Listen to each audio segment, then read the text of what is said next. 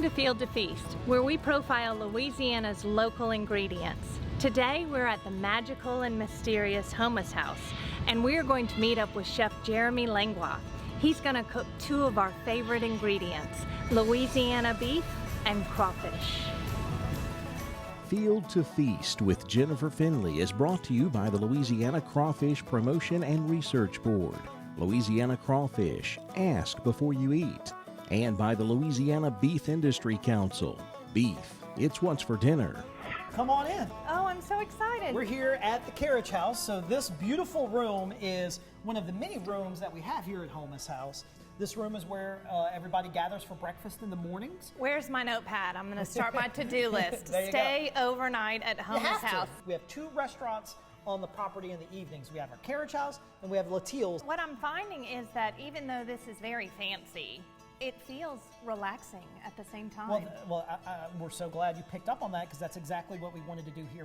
We're here at the Carriage House with Chef Jeremy Langlois, and the first thing we're going to do is use some of this beautiful Louisiana beef. Chef, what do we have going on today? Well, yes, we're going to do a braised piece of Louisiana Wagyu beef short rib. And we're going to serve it with some local stone ground grits. They call it Louisiana Wagyu, and it's just specialty raised cattle just outside of Alexandria. And you know, we're always looking at anytime we can get anything local, whether it's the beef or a lot of our produce that we get from the farmers market every Saturday locally in Baton Rouge. And even the grits that we're going to be using are going to be, they're actually ground from White Oak Farm in Baton Rouge as well. I don't know about you, but when I was growing up, I actually hated grits because... No, I loved them. I always have, let me always tell you will. why I didn't like them. I didn't like them. And Mom, if you're watching this, sorry. But she would just take that package of grits, she'd boil it in some water. Right. I was lucky if there was a pat of butter in it, and maybe I was really lucky if there was some salt and pepper. Right. But what we're going to do is we're really going to try to elevate these grits. We're going to start off with some onion, celery, and bell pepper, and some garlic, and that's going to go right into this pot. And again, sometimes I think this is just where you need to stop. And you would almost never see that now. Traditionally, you would almost never see with grits, but we're just getting started. We're going to add the grits right into the pot. But this is also something that I do that you almost never see with most people when they prepare grits. And I'm going to add chicken stock just to kind of emphasize that corn flavor. We're going to add a little bit of fresh corn and a little bit of chopped tomatoes. We're going to let that come up to a boil, and we're going to come back to this in a minute. But one thing I do want to mention is anytime we're cooking grits, just like cooking rice, there's a ratio of liquid to what is. So for grits, we do 3 to 1. So when you're cooking rice, it's 2 to 1. So this, I think we had 2 cups of the grits, so we added 6 cups of the stock. Again, what we have here with the short rib now. This is just a cut of meat that you can ask for at the butcher? You can ask for it from the butcher. What we happen to have here is this is a boneless short rib. But however it comes, the preparation's still going to be the same. Okay. We're going to season the meat, we're going to sear it, and we're going to braise it. We have this Dutch oven ready to go. Now, yes. I don't know about you, Jennifer, but cast iron is just so awesome. Like, it's just the best cookware. And what's great about cast iron is how it holds heat, how it gets really hot, it holds heat, and it's versatile. It seems to walk hand in hand with Louisiana beef too, because I went on a cattle drive once and they always have their cast iron with them. Got to. Now I got this all the way turned up. We're on high heat. Okay. We got some olive oil in there. We're looking to get that sizzle, and we're looking to start searing that off. This is what we call our aromatic. So we got onions, carrots, celery, and some garlic. Now we're going to add our liquid. So we got two liquids. This is beef stock. Okay. I mean, it's almost looking like a stew. Well, yeah, we're stewing this down, so that's what we're doing. Okay. That, and then red wine, we want this to simmer for about 3 hours. Okay. We could do it right on the stove top, but what I do, the easiest and most simple way is you have an oven set to 350 degrees. Okay. You be careful because this will be hot, but we're going to put that into the oven, but just let it go for about 3 hours. So our grits are starting to come together. Some butter and some cream, and we're just going to mix that in. So again, we're all about local ingredients too. So the cream and the butter both come out to shout out to our friends over at Feliciana Creamery. Yes, I love all these local ingredients. That comes right from the farmer's market. What we would sometimes do is strain that liquid and then reduce it to make a sauce. And that's what we did here with a little bit of mushrooms from Mushroom Maggie. And I think we're working with something here. What you think, Jennifer? Oh my goodness. So there you have it. That's our Louisiana Wagyu beef short rib with our stone ground grits. All right, dig in, Chef. Let's go. Let's see what we got here. Oh my goodness. Look at that meat. Home run, Chef. Good, good. Home run. Thank you.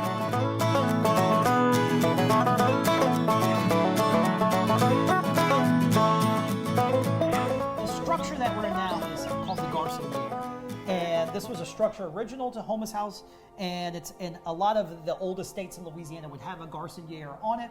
Garçonniere just means boys' cottage. It's really one of the unique structures here at Houmas House is this building, but what we did when we opened our restaurant Latil's is we converted this to our turtle bar. Now the name Turtle Bar is just a name that kind of happened to stick because we have a bunch of this turtle decor from the chandelier to some of the turtle shells around it. At some point, someone just started calling it the Turtle Bar. I love food. I love everything from hot dogs to foie gras and caviar and everything in between. So that might be my favorite statement ever. I love it. We are back in the kitchen at the Carriage House with Chef Jeremy, and next up we're going to feature some Louisiana crawfish. Awesome. So, just love seafood, love Louisiana seafood. You should not live in Louisiana if you do not love seafood, because we have the best. So what we're going to do is just something, this is classic. Just a classic dish. We're going to make a crawfish cardinal, which is just, it's similar to étouffée, but a little more creamier and richer. Sometimes when we have just these really great, beautiful ingredients like this beautiful piece of fish, we're just going to treat this. Watch how simple. We're going to get this going first. Salt and pepper, that's it. So while that's cooking, just watch how simple this is. Now I went ahead and I kind of browned off, I got a little brown butter here. We're going to go back to our Trinity. The butter is going to become part of the basis for a roux that we're going to make as well. Everything smell that caramelization? Everything smells so delicious. Okay? We're not using no recipe or anything like that. We got some butter, we got a little bit of that in there. I'm going to add just enough flour to pick up that extra oil or butter that you started.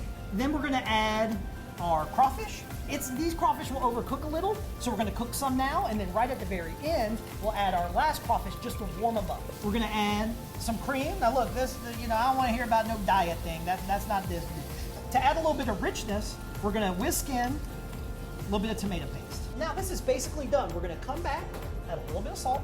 Okay. A little bit of pepper. And that's that layering of flavor. Yeah, it always, you can add it as you go, but you always want to add a little taste, So we got some green onions, some parsley, and then we're going to squeeze some lemon juice. I do like to come back, and you don't want to if you cook these crawfish too hard, they'll shrink. And then we'll top it off with some of this sauce. And here we have it, our finished dish. Yep, that's our pan-seared red snapper, topped with the crawfish cardinal that we just made with those great Louisiana crawfish. And let's give that a try, and then I think we need to go check out the grounds and the gardens at Houmas House. So many great things to see. What's your thing? I think it's an explosion of flavor. This tastes so fresh. Your food is so good. In the late 1700s, early 1800s, this was a sugar plantation. So the main business here was sugarcane. So we're here in Louisiana, and particularly right here in Darrow, just outside of Gonzales. This is sugarcane country. This place is so beautiful. Even me, who's worked here for years and years, that every now and then I'll even discover something new on this property that I didn't notice before. But here is where I've worked with Craig Black, our gardener. This is our kitchen garden. This building is we have two. We have one over here and one here. Okay. This was originally, as part of the house, this building had a water cistern inside of it. But what we decided to do once we put in the restaurant was we really wanted to step up our wine program. So what we decided to do was we that converted sounds this like into a very good idea. Yeah, I know, right? I agree with you. So what we decided to do was turn this into our wine cellar. Oh, we get So a come on sneak peek in. of the wine cellar. My goodness. And then look up. It goes all the way up. Moving on to some of our Merlots and Shiraz and Côtes de Rose. To me, I think that this might be what heaven looks like. It could be. Well, you made it. I made it! But our whole wine list is a total of about 650 different labels of wine. And you seem to use every piece of this land. All of the historical buildings, everything's been converted into usable space. We try to, this place is a living, breathing place. We absolutely love and honor the history that we come from, but we're not a museum. We continue to grow the place. We continue to use the property to evolve it and just have people come and experience it. Chef, thank you so much for having us. Absolute blast. Had so much fun cooking with you in the kitchen, and you're always welcome back here at Houmas House. Thank you so much, and we will see you next time on Field to Feast.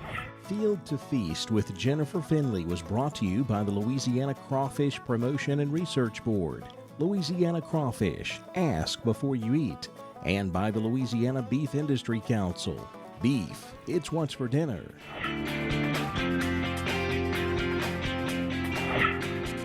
Hey guys, thanks for watching. If you enjoyed this video, please give it a like down below. That really helps us out. Also, please subscribe to our channel to stay up to date on all things Louisiana agriculture that we cover here at Twyla. Also, check out this video right here, and we'll see you on to the next one. Thanks.